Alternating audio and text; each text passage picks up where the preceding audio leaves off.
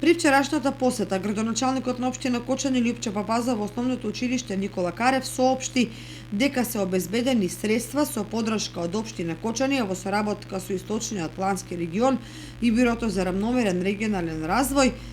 во рамки на општинскиот проект за унапредување на енергетската ефикасност во образовните институции. Со тоа ќе се поставуваат фотоволтаични панели на кровот на основното училиште Никола Карев. Веќе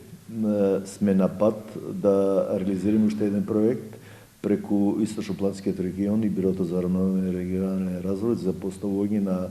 фотоволтаици на кровот на училиштето, за која потреба самото училиште изготви и финансираше проект со кој ќе финансираме преку Источноплански регион, како што реков, до Бирото за рамномерен регионален развој и во поглед на енергетската ефикасност и справувањето со трошоците за електрична енергија ќе имаме една порелаксирана ситуација. Покрај ова, во наредниот период се очекува Ротари клубот Кочани Виница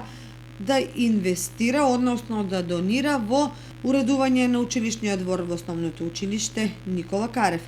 И уште едно ветување од страна на локалниот Ротари клуб Кочани, кој ќе со соодветна апликација кон одредени институции